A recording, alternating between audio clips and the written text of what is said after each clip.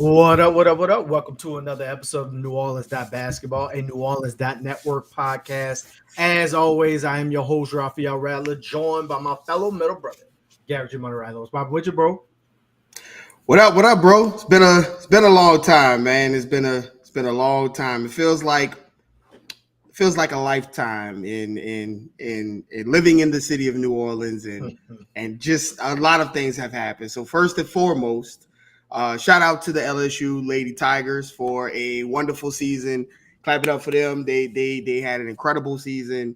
They just ran into to Black Mamba, man, and Caitlin continued her I guess you could say like it was written like a Nas album for her to get to that to the finals and play in the championship against Dawn Staley and her South Carolina the Lady Gamecocks, and the game was today. All right, we were treated to some like really good basketball all day long. Like it's just been a really good. If you're a hooper, today was a good day to be a hooper. And so Dawn Staley took her Gamecocks on the floor in the finals in the championship against Caitlin Clark. The legacy was the team versus the superstar, right?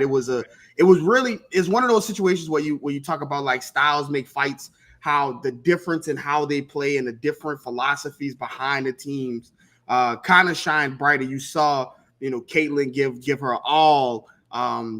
In that game, and she came out and she played like a woman on fire, and it shows just her greatness and how she's gonna move on to the next level. I already got my tickets to see her in Vegas against Asia, against my Aces, so I'll be there for that game. But man, shout out to Dawn Staley and the Gamecocks, from South Carolina. Just a tremendous undefeated season. Just an absolute stellar season. They lost 5 people in the draft, 5 starters last season, re-upped and went undefeated and won a championship. Hell of a job by Dawn Staley. Just doing a phenomenal job, pushing the buttons where they need to. There's a freshman on their team that's just absolutely phenomenal. Cardozo with her dominance in the post. I mean, she looked like baby Tim Duncan out there the way she was killing. So man, just the women's tournament was just so phenomenal. It's just so great, man. And I'm so happy to see them get the light shine on them the way they should, because it was just a phenomenal season, a phenomenal tournament. And what better way to finish it off with the best team in the league, right? Completely undefeated, going up against the superstar that everybody came to see, and the transcendent player that Caitlin Clark was. And again, shout out to South Carolina for winning that. But man, it was good. They taking, the Gamecocks are taking the championship home. And speaking of home has not been where the heart is for our New Orleans Pelicans. So everything's good on my side. How's everything on your side, bro? Everything is blessed. People are healthy. I appreciate y'all sticking with us through all this. But let's definitely dive into it, because there is a lot to talk about, Garrick. So before we go too far into the show, make sure you guys are following us on X, on Twitter, on IG, on TikTok. That's NewOrleans.Basketball, no E. Making sure you're liking the episode below. There is 1 week left in the season. That's crazy. Next Sunday is the end of the NBA regular season.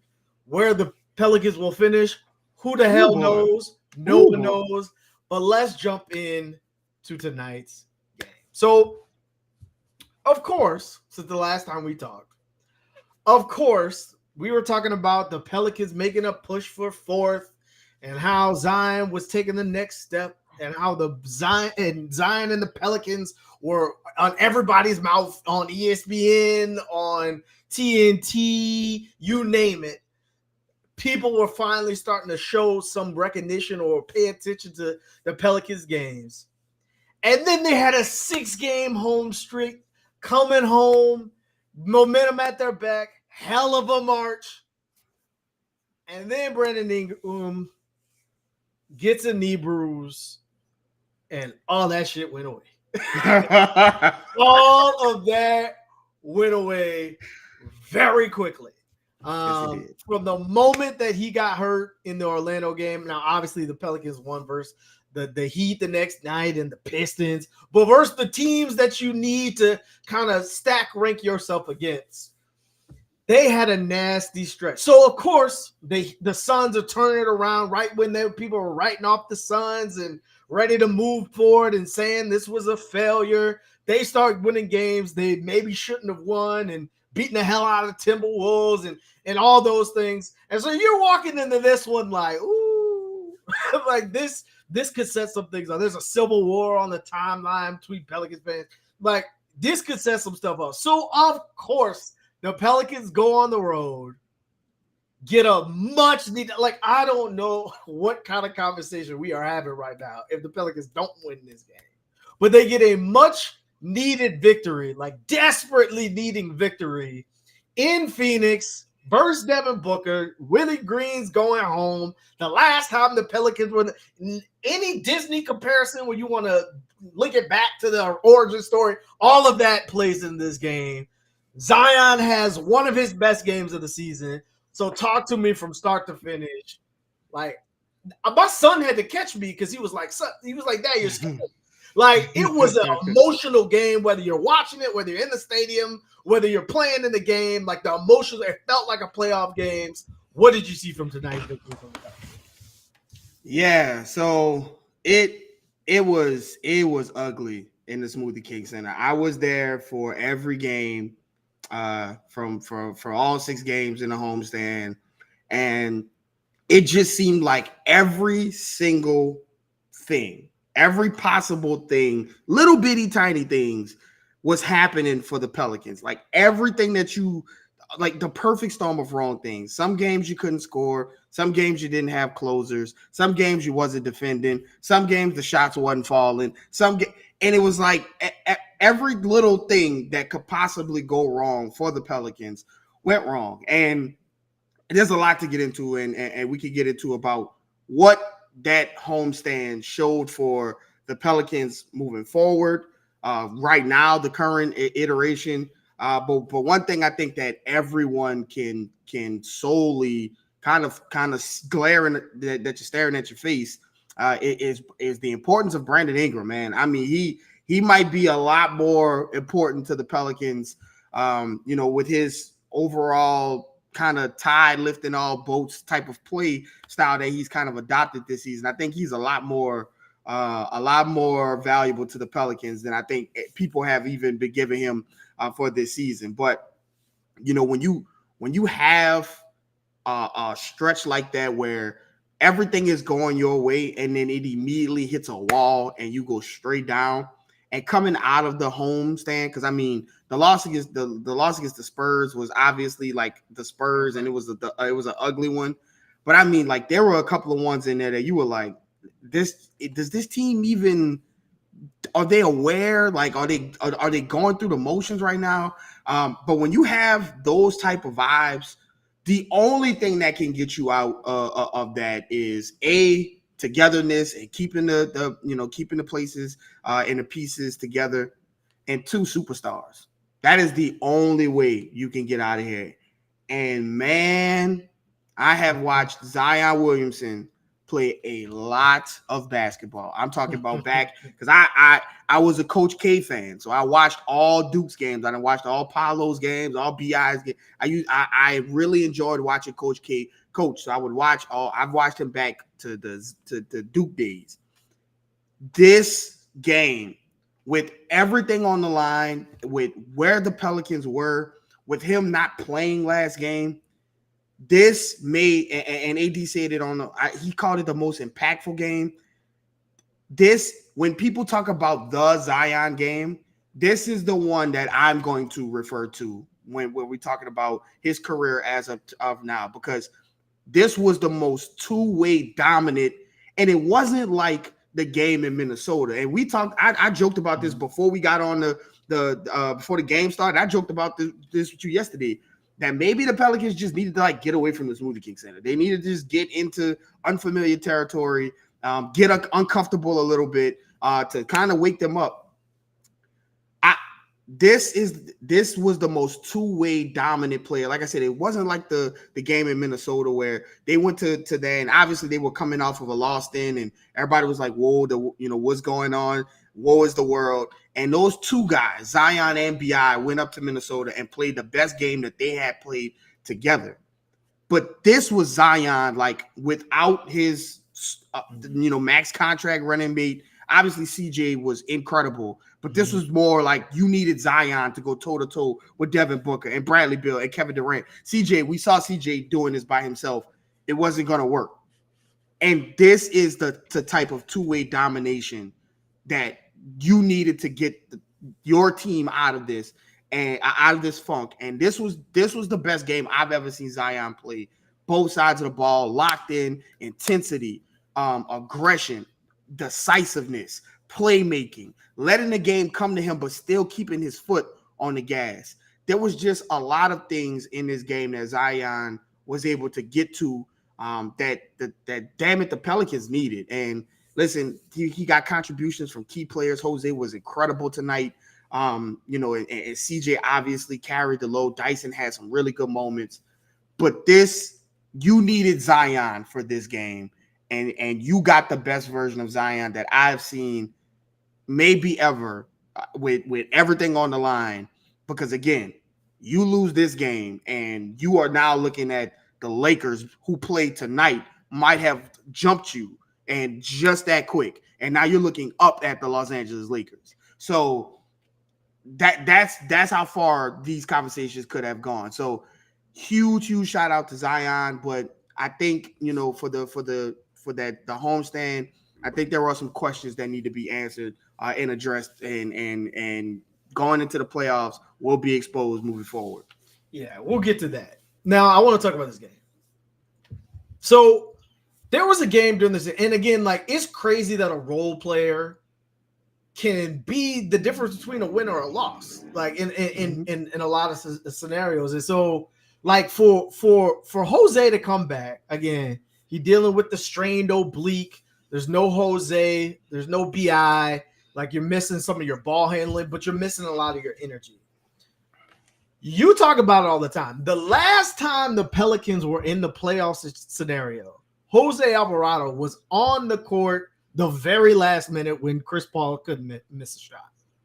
He was a part of this. Devin Booker was a part of it. That's it from Phoenix. They got nobody left. But he remembered this. The Zion 360, that was versus the Suns too. There's so many connections here. And so for a team coming off just, I don't know, a terrible loss versus San Antonio down 4 of their starters. Wemby didn't even play that great, and you found a way to lose versus a team that's not trying to win. For you to understand the moment, right? Like, understand this is not a game you can afford to lose, because not only, to your point, are you looking up at the Lakers, you can kiss the 6th seed goodbye, because now the Phoenix already has the tiebreaker, but now they're 2 games up on it. That's a wrap. So you are playing bound no matter what at that standpoint. To you to know all the things that are kind of going on the line on a road game, and to step up with the way Jose played, it was like, you're going to leave me open, and yes, I can shoot. Shout out to Jose from 2 seasons ago. I'm going to step into three-pointers like I am a three-point shooter. And it was exactly what he needed. That's on the offensive end. On the defensive end, he was the one that got Devin Booker all riled up because he was starting to hit a couple of them screens and pops and you're like, oh, no, here you go again. Jose comes again and changes the game, right? In a game versus Orlando where you had no energy and everyone's in the arena's like, what the hell is going on? I think that's a game that the Pelicans win if Jose is in there. And so the impact that he made in tonight's game, beyond the stats, beyond the defense, is one that kind of shows you, okay, that's a guy that you can count on in a playoff scenario. And you can count, he might win you a game.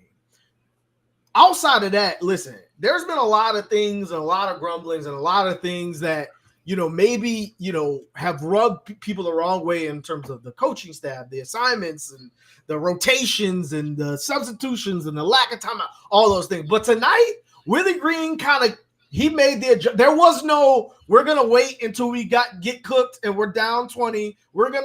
He made adjustments on the fly. In the first half, you saw like 4 different people roll out there at the 5 because they're like, we need to find an answer to this. And so in this particular game versus his old team, and he knows what's at stake, I think this is one of Willie Green's better coach games as well, trying to find the right lineups to make it work versus whoever was on the court for Phoenix in that standpoint. But to your point, this game comes down to the haves and the have-nots. And so for Zion Williamson to, again, watch his team blow a game last game that they desperately need to have, they checked off as a win, and he didn't play for a finger. If he didn't come out tonight, 1, and play, but 2, play well, there were going to be a lot. The whole rumor mill, the whole ESPN, it would have gone right back from Zion's ready to go to, oh, no, here he goes again. Like it would have turned overnight.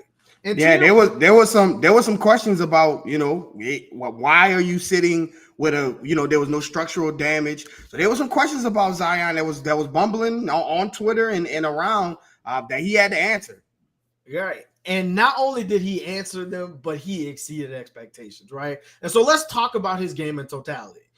I have been screaming since I watched this young man get into the NBA. Zion has every tool, every skill, every attribute point, everything you need to be a plus defender. Not a good, not passable, to be a good defender. Tonight, Zion played like he was one of the best defenders on the court. Like he was hunting KD and Bill, like he was baiting them into shots, right? And on the switches and on the times where he had to flip, like he was showing. Very similar to like the Bucks when they won, when he trapped Dame at the end. He was making the heads up plays that you need. And there was a moment, I don't know if you noticed it, but there was a moment in the third quarter when Zion like let out a scream after he missed the shot, and you kind of saw like on his face, like not today. Like this is not going to be the game that we lose. And from that moment on, like Zion was so impactful on both sides of the ball. He was stepping in the mid-range shot that you haven't seen him shoot all year, and it was with confidence, right? He was conducting the game the way a superstar does. This is with Kevin Durant on the court, Devin Booker on the court. Bradley Beal had his moments throughout the game. Zion said, no, this is my game, right? This is the moment that you've been waiting for. You see Brandon Ingram go down, and you said, we talked about it. And same thing with Karl Anthony Towns. He falls down, and Ant says, I got to step up. You were waiting for this moment with Zion, and it came in this particular game. And it came at a time where, again, I don't know what is being said about this team if they lose this particular game, because things are not looking good. We'll put it that way. So let's talk about the themes from the week. So if I could summarize like each game from the homestand, the 1-5 homestand that was just tough. We'll just call it tough from that standpoint. The Milwaukee game was the only game where it was close the entire time, and the things that you expected to happen happened. Like Zion took the shot at the end of the game, and he searched out Zion or Giannis, and he defended Giannis. He searched out, but he defended and scored on both sides of the ball. Now OKC, Zion didn't touch the ball with the last 3 minutes after cooking the whole game. Very questionable loss. Boston, you couldn't really score. The Suns game, we've been talking about not doubling book. Oh, wait a minute. They double booked tonight, and all of a sudden he didn't have 50 points. Like that, I just don't understand why it takes you getting blasted 3 times versus the Suns to figure out that that's not the best defense to play against the Suns. The Orlando game, they played with no energy. And the San Antonio game, I got nothing for that one. That was just a terrible loss. I understand no Zion, I understand no BI, but that was just a horrible loss. So that's the homestand. But outside of the record, which was horrible, what were some of the things that you saw throughout this homestand that either one, you're encouraged by, despite no Jose, no Zion, no BI, all the things that transpire, or you're like, man, this is a red flag, and a lot of teams are going to look at this in the playoffs and uh-oh.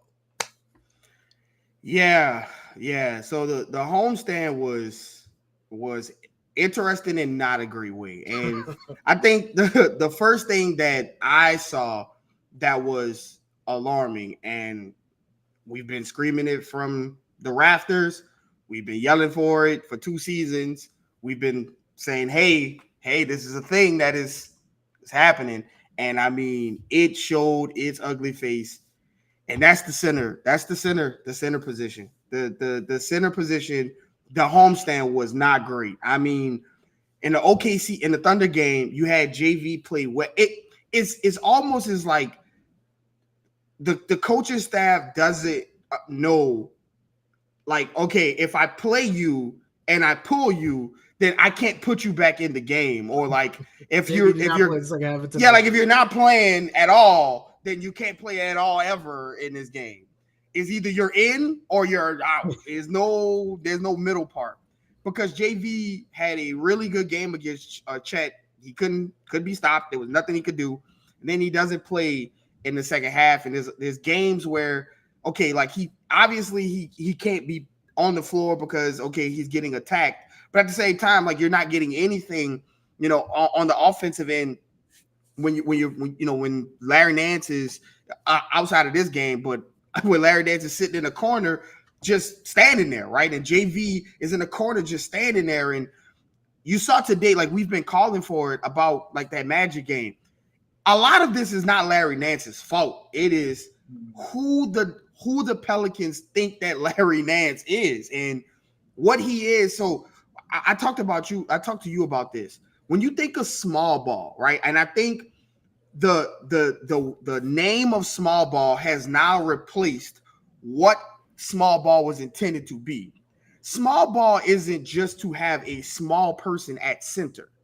It is so that you can have switchability in this not new, but recent modern pick and roll heavy offense. You want people to be able to switch. They don't necessarily have to be a 6'7" wing player anymore. We saw that with Orlando. Orlando tried it out there with Paolo at 6'8", Franz Wagner at 6'10", Mo Wagner at 6'11", Jonathan Isaac at 6'10", and you're asking 6'7" Larry Nance to play not only the switch role, but also get back and bang with these guys who are 4 or 5 inches taller than him. So of course you get beat on the board, second chance, and things like that. And the issue for me, at least, is that when you have Larry Nance out there at the 5, right, and you're finding that you're getting beat on the boards, you're not getting anything offensively because he's parked on the 3-point line, where for some reason the Pelicans have a hard time figuring out that the dunker spot is like right by the rim, not at the 3-point line. But so you're not getting any offense. You're getting beat up and rebounding anyway. And then also, like, there are times where in that Suns game where Devin Booker was like calling for Larry Nance he's now your small ball 5 is now being hunted. So like there is no you're not getting any advantage. There's no reason, yeah. Right. So at that point, if you're looking for 6-7 people to play, and we saw it today for a short spell, put Dyson out there. So that if you're gonna fight on a rebound, get lost in a rebound anyway, then at least have that additional defense on the switchability part. And we saw it today, right? We saw Dyson at the 5 and Zion at the 5 and not Larry and things. So obviously Larry had a great game today, and he played with more force. He played with more decision, right? Like, instead of, there's a lot of games in that homestand where they would give Larry Nance the ball and he would just look around like, okay, what? Not even looking at the rim. He doesn't even look at it. And that's what gave Nurkic the ability to play up and not worry. That's what gave Jonathan Isaac and those guys the ability to play up and not worry was behind them. And so that is a situation. We've been screaming about it for seasons. It is going to come in the playoffs. It's going to happen where JV is not the answer for the Pelicans, and then Larry Nance is not the answer for the Pelicans. So then where do you go, right? We've seen JRE, which listen. You can't speak too highly about JRE. I got roasted on Twitter for speaking bad about JRE. He has a hive. There is a JRE hive.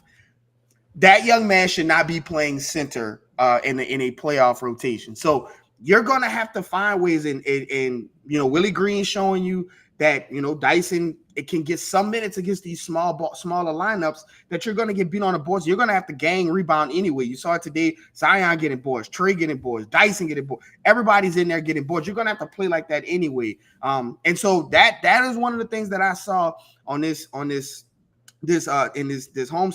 that just passed. Another thing before I give it back to you, the 3-point shot. The 3-point shot is I thought going home, the 3-point shot would get rolling, right? Most role players play well at home. That's the old adage, right? Role players play well at home. Well, when your shooters are your role players, right? You're talking about Herb and Trey, and that guy who played for Connecticut. I don't know his name because he rarely gets on the floor. And any of those other guys who can shoot the ball, and CJ as well. You would think that, okay, this is where they'll shine. They'll come home, they'll get nice sleep, and those guys will shoot well. The 3-point shot abandoned the Pelicans so bad that they stopped taking them, right? They just nobody wanted to shoot them because they just were not making them through that homestand. They were absolutely dreadful. They wasn't taking them.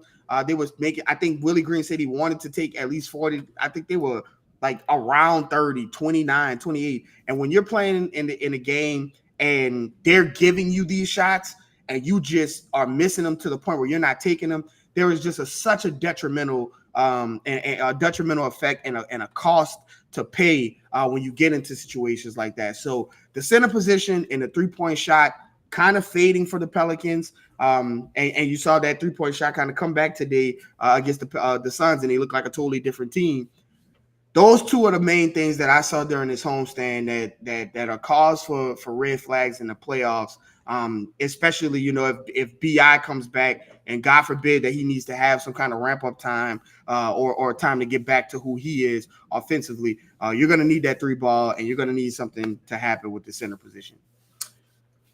Yeah, the center position upsets me because I get the pleasure of watching Luka play with Derek Lively, who's injured, but Daniel Gafford. And I just get to watch the easy passes, the easy lobs, the easy putbacks that they get all the time. Daniel Gafford had 10 dunks in the game this season. 10. Yeah. I want to see the stats if any of the Pelicans players, big men, center position players, have had 10 dunks in like a 5-game span. Like 5 games in a row, did they get 10 dunks? It's the glaring need that David Griffin addressed in the offseason, saying that they need rim protection by word, yes. Before the draft that happened. And it's just not there. So at this point, it's just a hole in the team that they're gonna have to figure out, to your point. Or contrary, it may not be there in the way that you think it is. But Zion had to put the infinity gauntlet on and was like, fine, I'll do it myself with him to 6 blocks tonight. So, yeah. Right. So you look at those things. The other thing I look at is, and I don't know if this is fair or unfair, but it felt as if you mentioned the 3-point shots and the lack thereof. Well, tonight, the Pels shoot 39 threes. CJ has it going. Trey hits a couple big ones. Dyson hit one. There was a lot, but I think the ball moved more tonight. And without Zion, fair or unfair, I think CJ tried to do too much. You and I talk about it all the time. Oh, absolutely. When you boil CJ down to his core, he is a bucket getter. He is not a point guard. Since he has been here, they have tried to make CJ a point guard, but he is not that. He is a scorer at heart. And so when you're asking him to make point guard decisions and to get other people involved, that's just not what he does. So a lot of times through some of these games, even though, CJ has no red light, no yellow light either. All he knows is shoot. But sometimes the ball would move and then stop with CJ because he would get into his bag because he's a scorer. And he's like, there's nobody else out here. I got to go score for us. And what happens when you do that, especially if you don't have the gravity of a Zion or a Brandon Ingram, the defense collapses. Well, that leads to turnovers. That leads to contested shots. It doesn't lead to wide open threes, right? When you're not moving the ball, you're creating some type of crash and kicking the ball out. That just never appeared over the last couple of games without Brandon Ingram. But tonight, you saw how Zion's grabbing it. You saw how CJ get it going. You saw how that played into that. So the threes were there. The wide open shots were there when it wasn't all week throughout the homestand. And so I don't know if that's CJ's fault because, again, I don't think he signed up to be oh, Zion's not playing because his finger's not hurting, and Brandon Ingram's not out here. So I guess it's me tonight. Like and JV wasn't playing. So if it wasn't coming from CJ, who is it coming from? And by the way, this roster is created to play around the stars. So when you take the stars away and you ask them to do things that they're not there yet, like people are like, well, Trey needs to be better off the dribble. Well, that wasn't really his role this year. Maybe next year, but that wasn't really his role this year. And so we talked about it. I didn't think it was going to be, well, Trey's just going to replace Brandon Ingram's production. I thought it was going to have to come from multiple places, and it turns out it did not come from anywhere. So on that particular note, I mean, we talk about the adjustments or lack thereof. And I just feel like, and again, tonight, if we did not watch tonight's game, I feel like the tone of our pod would be much different. Because a lot of the things that they struggle with in the homestand, magically, they figured it out on the road. Like, again, we talk about the quickness in the adjustments made from Willie Green tonight. Whereas in the homestand, like there was times, you mentioned it, to play through JV, it wasn't there.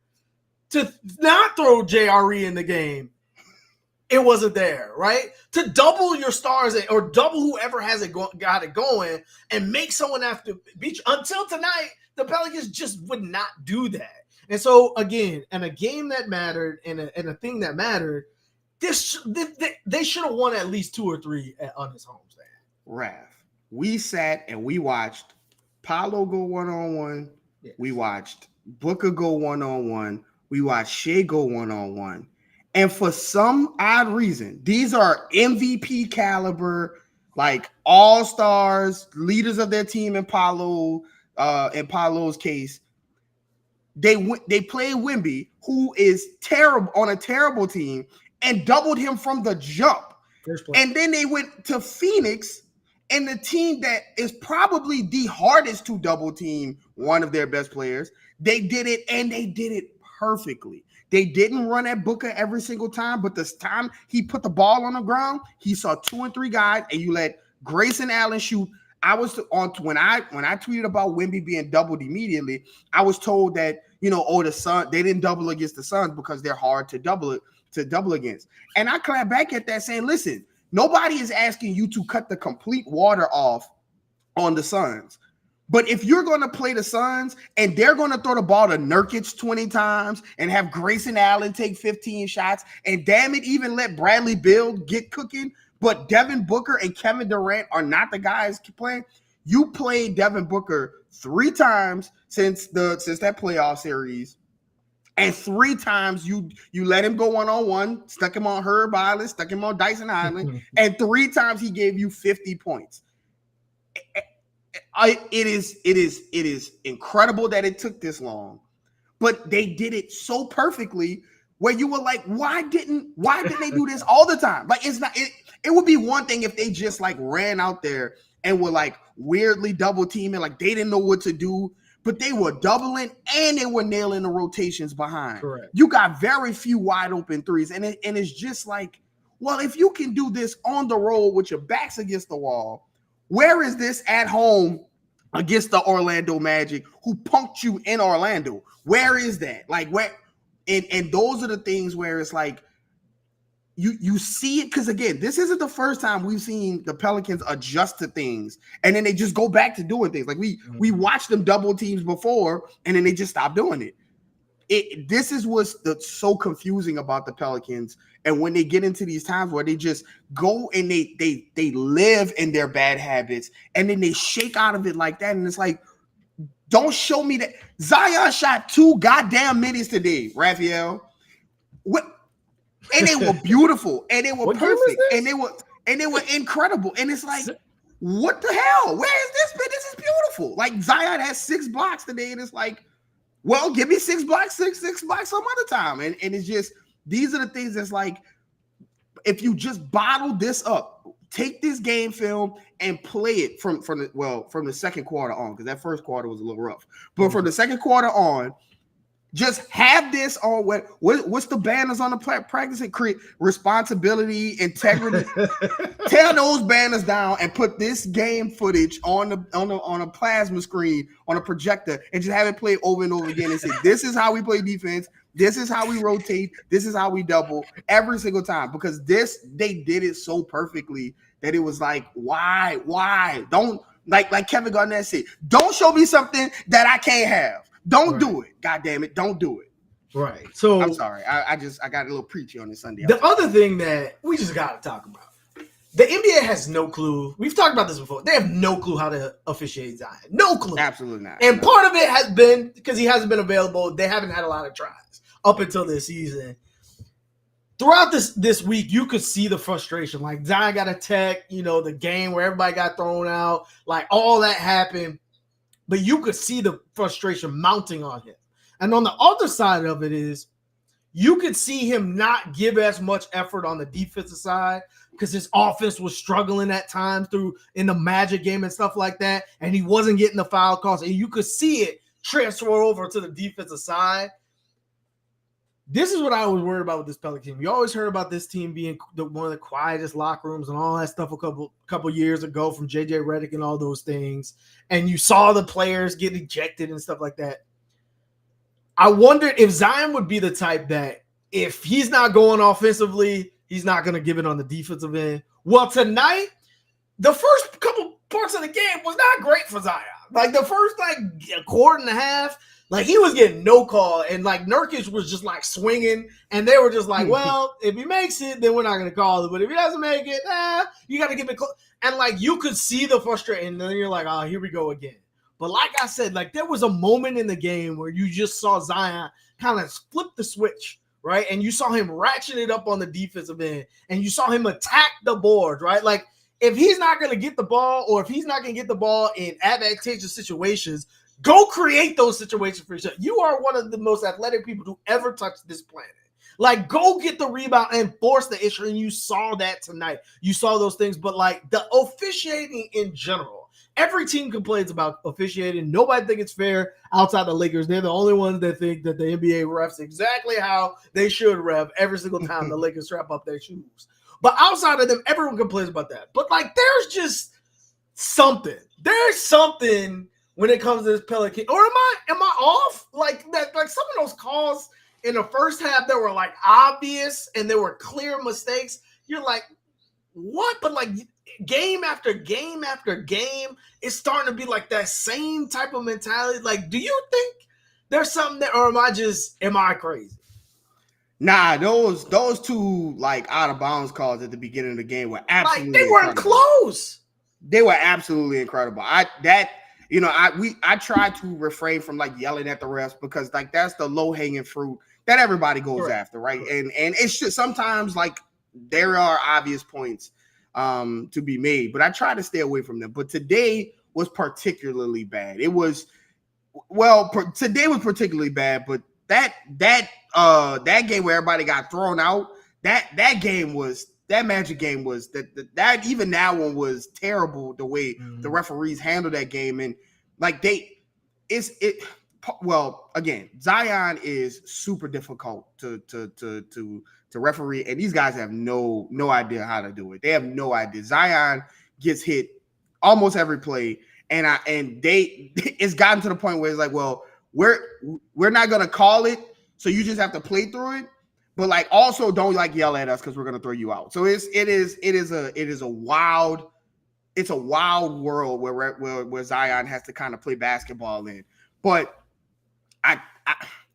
the one thing that I want to say about this refereeing incident and what's been going on is that I really, really, and this is nitpicky, and this is not to pile on. I really did not like how Willie Green handled those players being ejected, because there is a way. And again, Willie is not the rah-rah guy. That's why you got a freaking fight versus you got a effing fight. That's why we got that, because he doesn't curse, he doesn't anything. But I have seen Michael Malone, like the best coaches in the league, just like, I'm making a stand. Like I even remember Stan Van Gundy and David Griffin getting on the mic at one point in time and being like, bro, this is ridiculous. We've seen tape, whatever. You have sometimes you got to stand for your team, and you got to stand behind them. And for him to kind of say, we got to keep our composure, where there are films. There are clips going out of like people berating refs and people like cursing at refs. And there's one going around right now where Brian called the ref something that's you can't really say on a family oriented channel. But when you're talking about Dyson and Herb and Trey, if there were any curse words being used, I bet you they were very, very, very slight, and all three of them being thrown out. And for Willie to come back and just be like, hey, we got to keep our composure. I think everybody knows that you need to keep your composure. That's fine. But at some point, you got to get behind and say, listen, our guys are getting beat up. Our guys are not getting the calls. They did what they thought was possible. I support these guys 100%. Obviously we'll be better, but you want to see some friggin' fight from your coach behind these guys when they're going to war for that. And when Zion is constantly getting beat up, it's not only him, his teammates take. You saw when Devin Booker went to pushing Zion, you saw Dyson Daniels run up. You seen Jose get behind. Like, these guys know that this is their leader, and he's not getting some of the calls that he thinks is fair, and that some of them that are very obvious. And so they get frustrated too. And so I just would have liked to see Willie, in his own Willie way. Fine, you don't curse, that's not your thing. I respect it. That do your thing. That's how you live your life. Do your thing. But there's a way, in your particular way, to get behind your guys and light a fire underneath them where they needed a fire, right? They tried to get it by getting thrown out and going into that Spurs game. Obviously, it didn't go to the right way. But you want to see that like this team kind of get stoke some flames, stoke some fire going into the playoffs. And that I think that was an opportunity missed by Willie Green to kind of just support his guys in a way that didn't seem like he was saying, okay, well, my guys were just out of pocket a little bit and they'll go be better. Like, nah, this is playoff time, and this is the time where your guys need to hear your voice, fight for them and be supportive of them. And I just think that it was a missed opportunity for Willie at that time. But yes, the refereeing on Zion, it is quite insane to watch what Zion has to go through, and then to watch what like the fouls that Herb gets called for, or the offensive fouls that JV gets called for on a nightly basis. Like, those fouls seem very, very minor compared to what Zion goes through every time he drives the ball. Right. And there's a lot of pieces to it. Obviously, there was a lot of missed opportunities in this homestand. You don't want to make injuries an excuse, but we got to talk about you touched on it, but I want to dive a little bit deeper into the Brandon Ingram injury. So obviously we talked about Jose and his value and how I think the Pelicans have at least one more win in that home screen that they did if Jose was available. But we have to talk about the importance of Brandon Ingram. Now, he's already been ruled out for next game for the Trailblazers. Lord Jesus, if the Pelicans don't beat the Trailblazers, we're right back to where we were before. But who knows after that, right? They saw him warming up before the game. He's starting to do those things. Now, there was a little bit of discourse about Brandon Ingram now that Zion's kind of taking that next step. And Brandon Ingram hasn't really had that 1B punch yet this season. So far, the season's kind of been down statistically.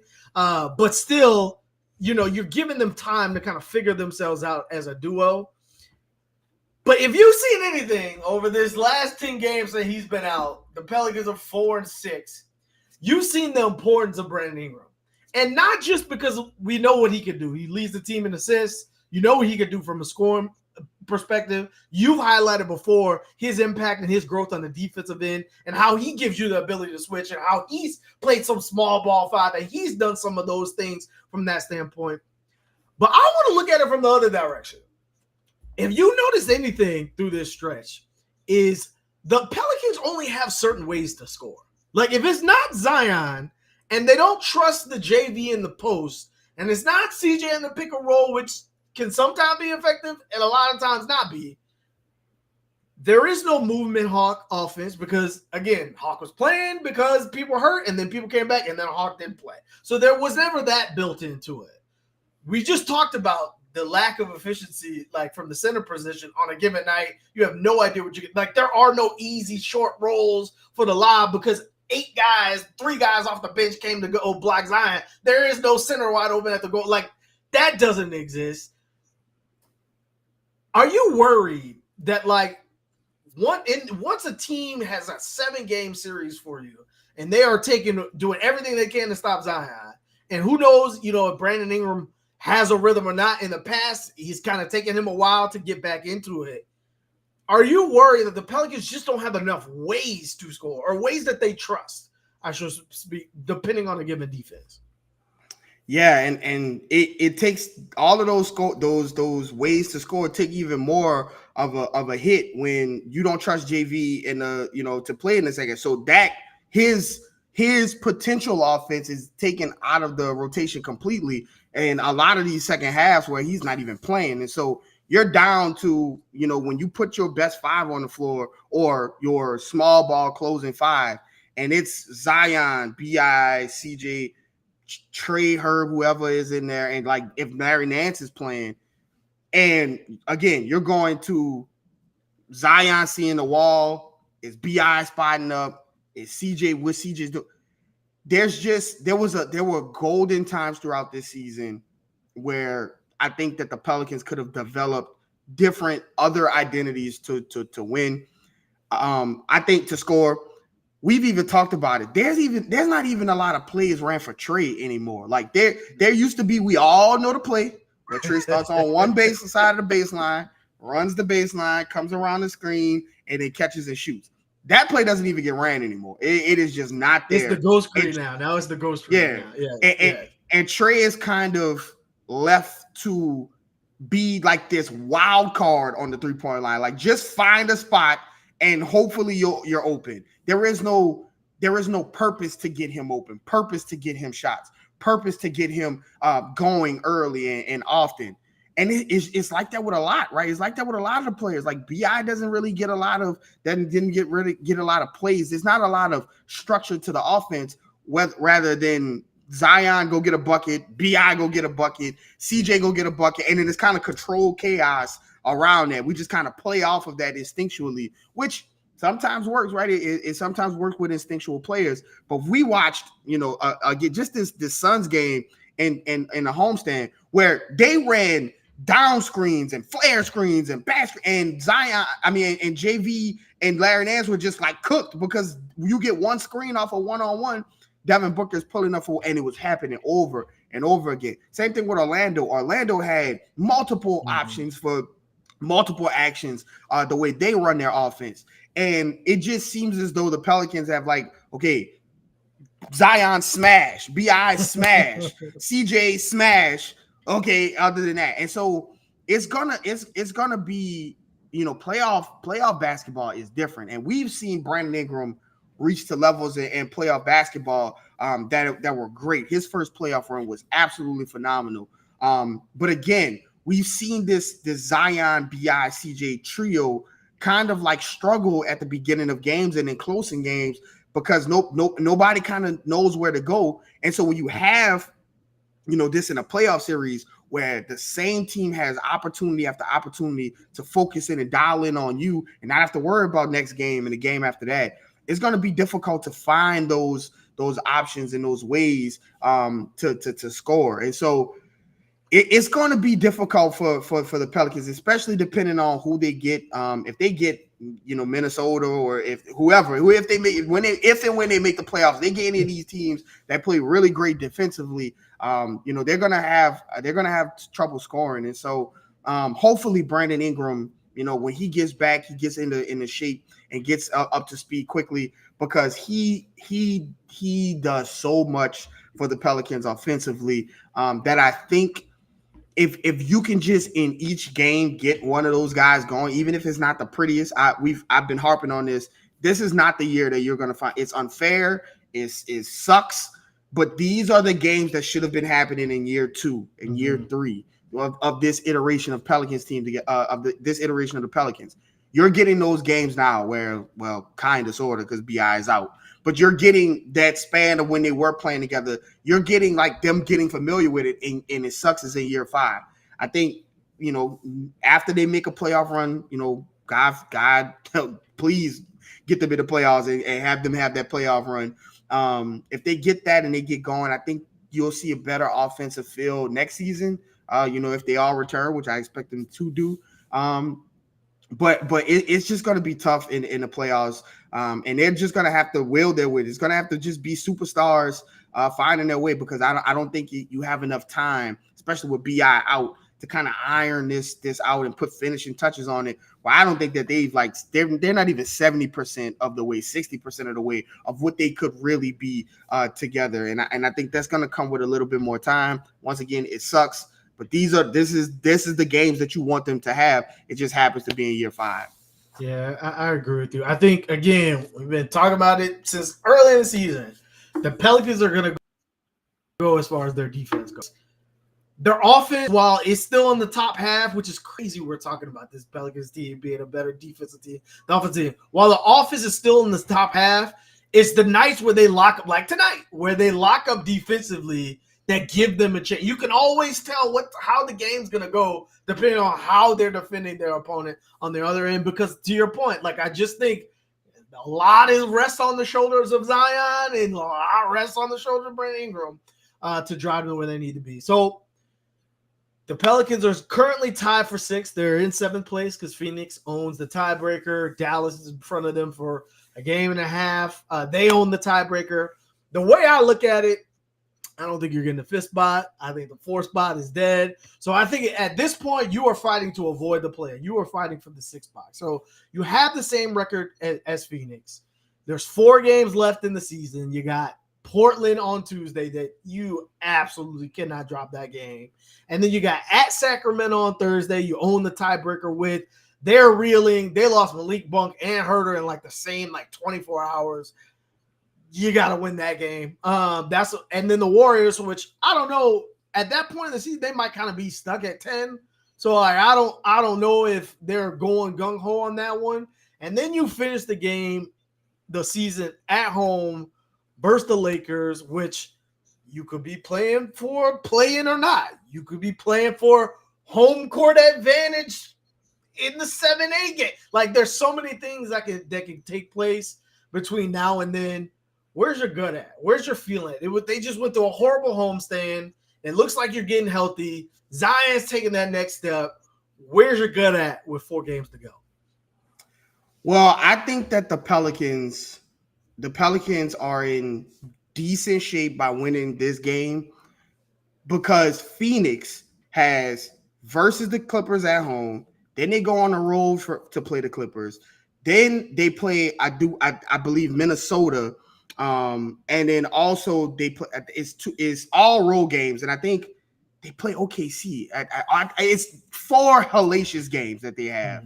Mm-hmm. And so we've been saying this about the Suns' schedule for a while, but they go into Denver and win. Then they beat OKC and they beat Minnesota. It's just like, of course they win in these games. But these are games that I think all of those games will have playoff implications. I think the Clippers want to continue to win.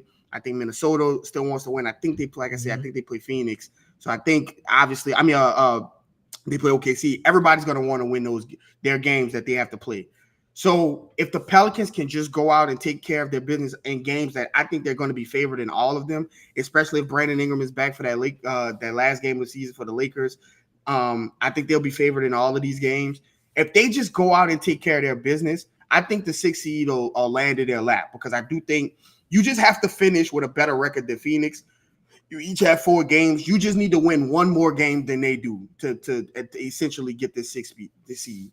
And I think it could be in there if the Pelicans just go out and take care of the games that they have to. With that being said, I think it's tough, man. I think they're going to beat Portland. I think they're going to beat Portland. I think Zion is now the Zion that I saw in this Phoenix game is a locked in. Not this time. And AD said it at the end of the game. You could see Zion walk to the bench and say, "I got y'all." Like, I got y'all. So, I think that Zion is locked in and he wants to get his better of a seed. And I don't think any of those teams have an answer for Zion. So I think they could go 4, and I think they could win all 4. I think if anything, it'll be that last game against the Lakers, where I think if LeBron is in LA, if LeBron is on some it's in New Orleans. It's in New Orleans. It's in New Orleans. Okay. Even still, it doesn't matter. Doesn't matter. If LeBron is on some maniac stuff, I've seen LeBron go on some maniac stuff. before, and it is quite a sight to see. But I think that with Zion in tow and BI coming back and just being a threat on the floor and being another weapon, even if he's not at his best, I think that they can get these 4 games and listen, if they can just take care of their business, I expect Phoenix not to win all 4 of these games. They're going to lose one, and by winning tonight, you put yourself in position to get that 6th seed. So if you win this game and win all of these games, I think you'll be avoiding that play-in tournament. Yeah. Good thing they're on the road. The Pelicans have one of the best role players. And honestly, it might be their young team.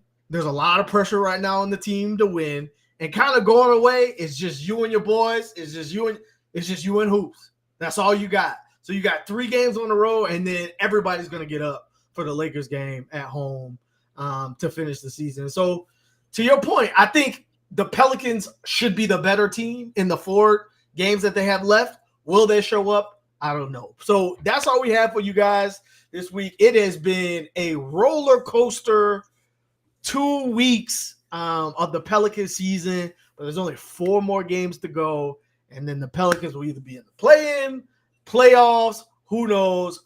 What you got left for the people, Garrick? As always, you never know what people are going through, so give someone a smile today.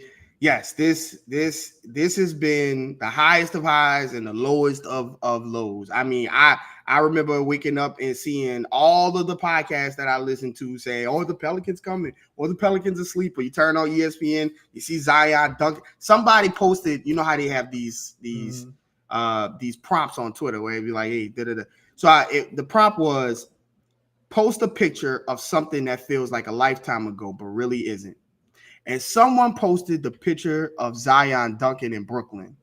And that does feel like a lifetime ago, man. After that 1-6, after that homestand, that felt like a long time ago. But it just shows you how finicky. We talked about it on one of our old episodes where we were like, we want to keep talking about the health of Zion, and it felt icky talking about it. You just knew that second shoe was gonna drop.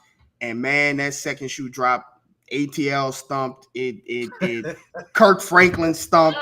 It jerked. It dropped. That other shoe dropped. But Pelicans are in a position to secure 6. Just got to go out and take care of your business. So with that being said, follow myself at Garrick_Rattler. Follow my brother at Raphael_Rattler. Follow the page at NewOrleans.Basketball. No E. Thanks so much for popping in to these post game shows. We appreciate it. Life be life for sometimes, but we getting this content out for y'all, man. We appreciate the support and all the love and everything that you guys give our way. Shout out to all the people in the chat today too as well. And we'll see you guys next time.